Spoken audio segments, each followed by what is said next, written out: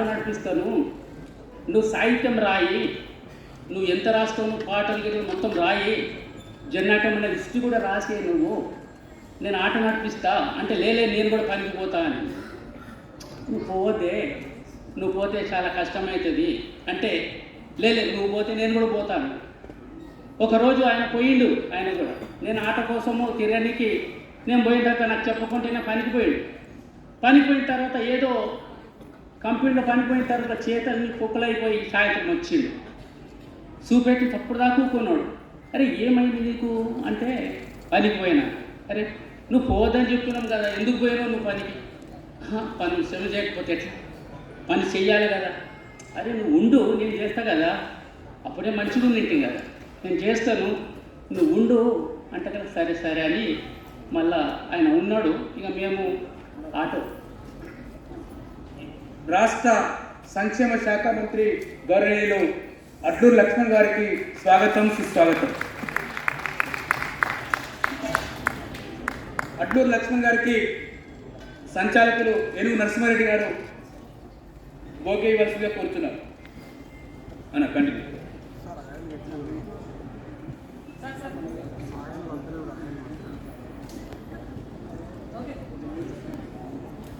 లోతులకు పోయి రాస్తుండే. దాంట్లో భాగంగానే ఎన్ని పాటలు రాసిందంటే చాలా పాటలు రాశాడు. సాహిత్యం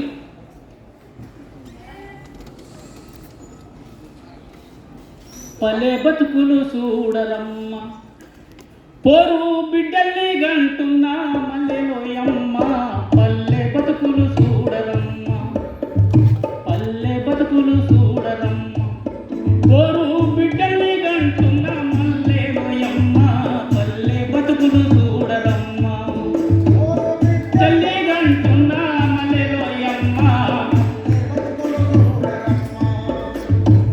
కొత్తకొచ్చిన కోడి కుక్కురన్నది, ఆకలేసిన పాప కేకేలేసింది, పాలసేపులొచ్చి కల్లిలేసింది, పాల పొదుగు పూలాగా తల్లాడిల్లింది,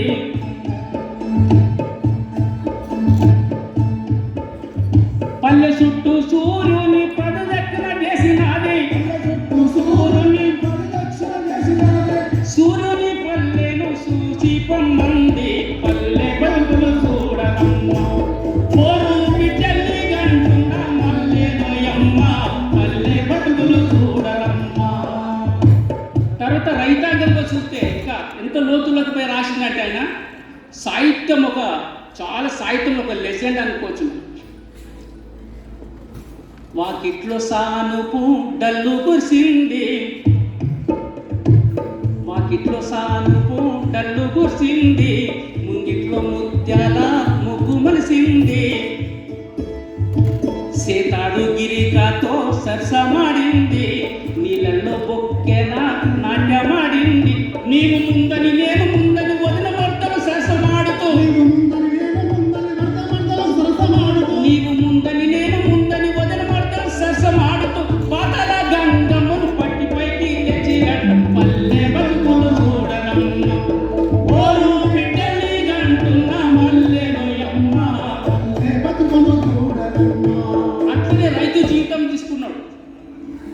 తాతగట్టిన పాత ఇల్లన్న రైతన్న నీకు కంచు లేని కంచు గిన్నన్న, తాతగట్టిన పాత ఇల్లన్న రైతన్న నీకు అంచు లేని కంచు గిన్నన్న, డల్లు మీద డల్లు పడితే ఇల్లు ఉరిసి వాకిలాయే, సాయిబాను దూల మెరిగే దేవునర్రా పర్రె బాసే, వానకాలం పోయేదాకా మనుషులలో మనుషులుండరు, నిద్రలో నా ఇల్లు కూలితే ఇల్లు నీకే సమాధం, ఏమి బతుకులు ఏమి బతుకన్నా,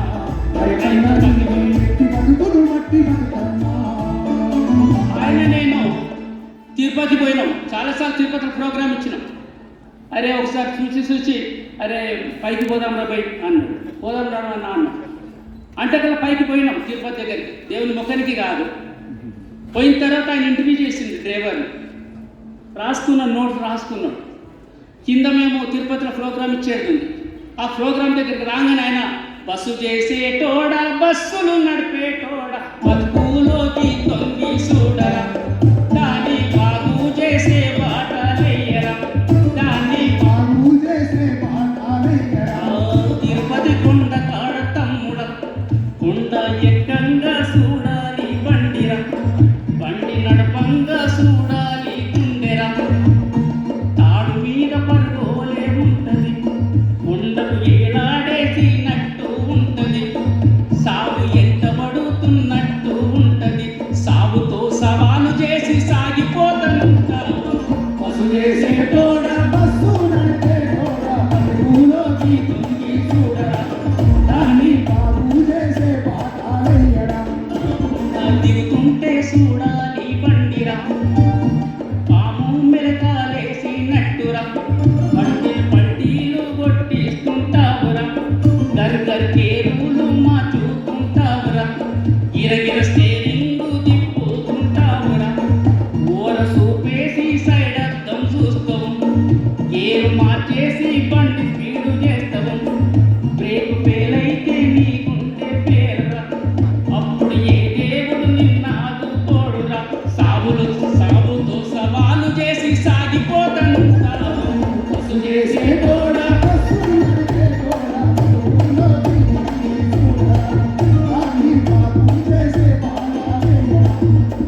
నాకు చర్చ వచ్చినప్పుడు అరే నువ్వు బలి రాసినవి మన యాంగోల్లో పాటు ఎట్లా రాసినావంటే కదా ఆయన ఏం చెప్పిండంటే కదా ఆవాజు తీసుకున్నా నేను అన్నా ఏం ఆవాజు చుక్కు చుక్కు చుక్కు చుక్కు చుక్కు చుక్కు పోతుంది బండి ఆ ఆవాజు తీసుకొని నేను పాట రాసిన గ్యాంగొల్లమండి మేం బాబు గరిగొల్లమండి మేం బాబు ఆ రక్తమంతా దారపోసి రైలు పట్టలేక గ్యాంగొల్లమండి మేం బాబు మేము గరిగొల్లమండి మేం బాబు ఆ రక్తమంతా దారపోసి చుక్కు చుక్కు చుక్కుమాని లోకలంత లోకలొచ్చే కుప్పు కుప్పు కుప్పుమాని పూడ్సంత పూడ్సొచ్చే ఏను మూత పెట్టుకుంటూ ఎక్స్ప్రెస్ బండి వచ్చే బండి సీల ఊడిపోయి బాలన్న తల వలిగే బాలన్న తల వలిగి బతుకు సాలించిన గ్రామమండి మేం బాబు. గ్రామమండి మేం బాబు. గ్రామమండి మేం బాబు. అట్లా పోలీసు వాళ్ళు సమ్మె చేసేవారికి ఆయన పోలీసు వాళ్ళ మీద పాట రాసింది. ఆ పాట ఎట్లుందంటే ఒక జానపద గీతం తీసుకున్నాయి. ఆ జానపద గీతం తీసుకొని పాట రాసింది. నల్లా చెరుకు నల్లా నర్సయ్యో ఓ నర్సయ్య నల్లా చెరుకు తీపి ఉంటదో ఓ నర్సయ్య నల్లా చెరుకు తీపి నర్సయ్యో ఓ నర్సయ్య నల్లా చెరుకు తీపి ఉంటదో ఓ నర్సయ్య ఆ పాడి తీసుకున్నాడు ఆయన. తీసుకొని అది మన పోలీసుల మీద నాసా కింద మీసా కింద నిన్ను జైల్లో పెట్టినారు నీకు నాకు తేడా లేదయ్యో ఓ పోలీసు నువ్వు లేదయ్యో నీకు నాకు తేడా లేదయ్యో తప్ప దారి లేదయ్యో. అంతేకాదు ఆయన ఏదైనా కవిత్వం చూడండి మీరు మీ అందరికి పరిచయం ఇక్కడ. ఆయన ఎట్లా రాసిందంటే సినిమాకు రాసినా కూడా ఎంత బాగా రాసిందంటే చాలా బాగా రాసింది.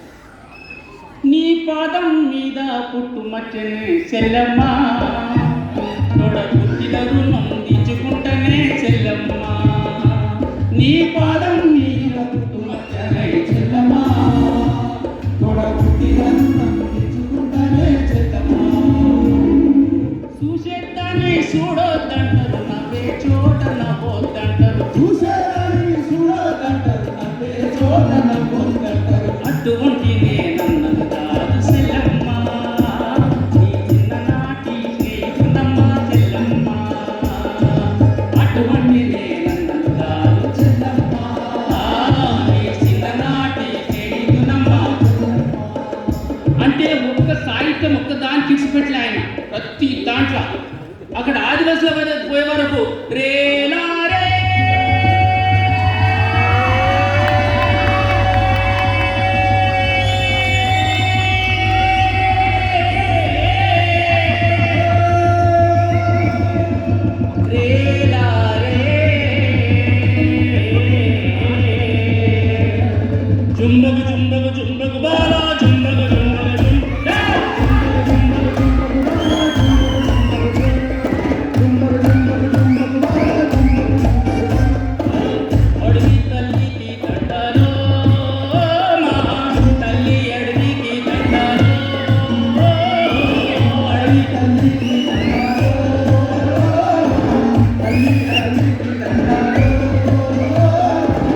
అడవి సల్లాకుంటే అన్నానికి కుదవాలేదు, పంటలింటికి వస్తే పంటగా చేద్దాం. అడవి తల్లికి దండాలు, మా తల్లి అడవి తల్లికి దండాలు, మా కొండల నుండి కోనల నుండి గోదావరమ్మ పరుగులు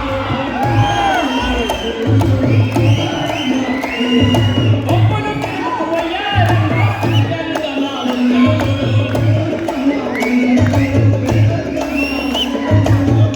ఏకిల ఊట చూడు చెలిమల పెదలు చూడు, ఏకిల ఊట చూడు చెలిమల పెదలు చూడు. అందరికి ఎండగా నిలిచే అడవి తల్లి ఎండను చూడు. రేలా రేలా రేలా రేలా రేలా రేలా రేలా రేలా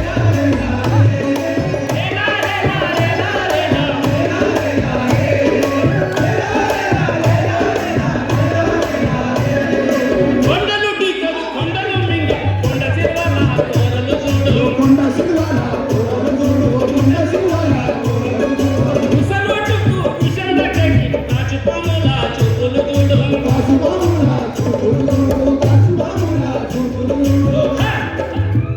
నాకు బంపడిగే చూడు, బంపడిగే చూడు, నాకు బంపడిగే చూడు.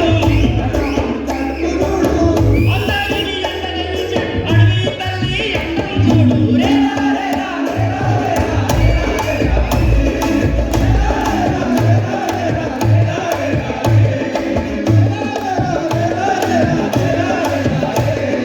భీమదేవర కాళిదేవర శంభువయమ్మ తల్లిమయమ్మ, ఆ పిల్ల జల్ల సల్లర చూడు తల్లిమయమ్మ శంభువయమ్మ.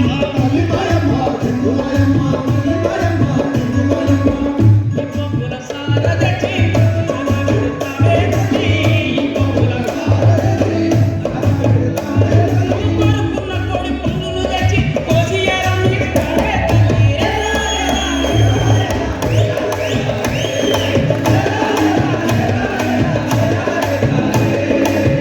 ఎవడికి తలవంచం తలవంచం, ఎవడికి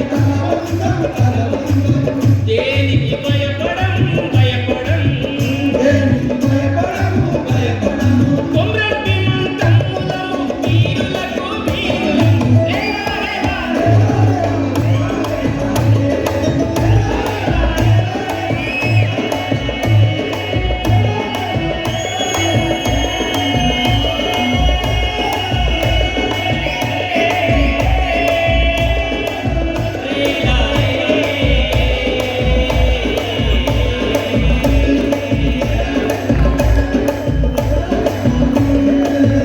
ఇట్లా సాహిత్యం నృత్యంలో పోతున్నాడు.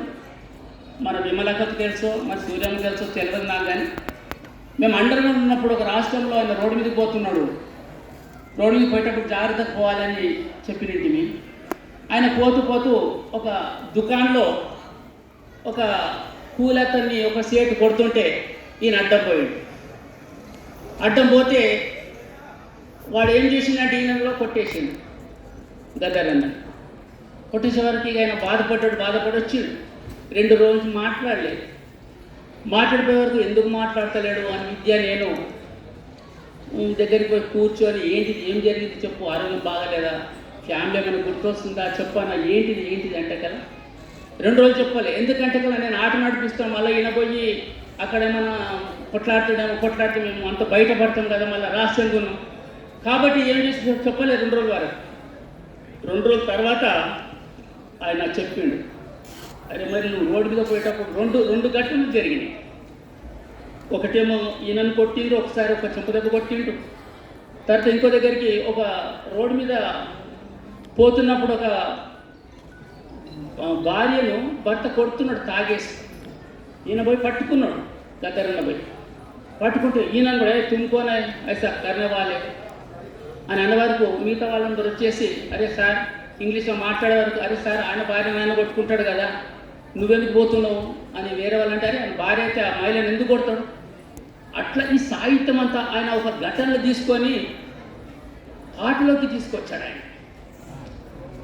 జబ్ తూ లడ్కీ బన్కర్ ఆయి నా రజపీతా నా కోయి కోయి सबको चाहिए लड़के को लड़का तेरे कारण दिल पीता तड़का तूने बेटी पैसा चाहिए दहेज मांगा कहाँ से आई इसी कारण तू बन फसाना मेरी बहना क्यों है ऐसा समझ लेना मेरी बहना मेरी बहना क्यों है ऐसा समझ लेना मेरी बहना ओ मेरी बहना जब तेरी किसी से हो गई शादी पति के घर में बन गए कैदी सास ससुर की ताने सुनकर देवर ननद की बनी तू नौकर शोहर ने जब भी दे गए हंसकर कैदी किया तुझे मां बनाकर तू बनी बच्चों का कारखाना मेरी बहना क्यों है ऐसा समझ ले मेरी बहना मेरी बहना क्यों है ऐसा समझ लेना मेरी बहना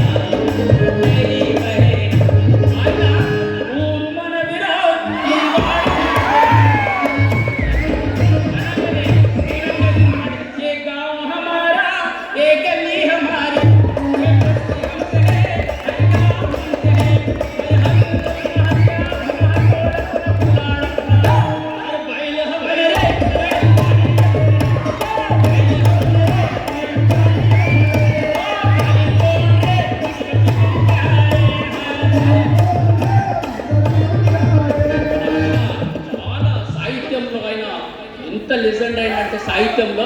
అందుకే మేము కలిసి సినిమాలు కూడా పాడినట్టు మన నర్సింగ్ అన్న ఇప్పటిదాకా మాట్లాడిన జన్నటి మండలి అందులో సినిమాలు కూడా మేము భద్రం కొడుకు మా కొడుకు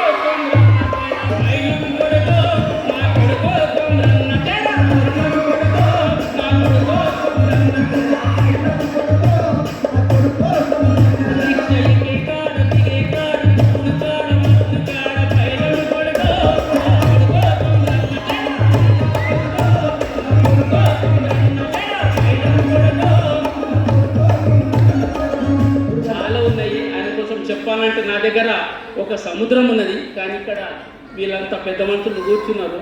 అందుకోసం నేను ఇంతటితోటి ముగిస్తూ నాకు క్షమించగలగని.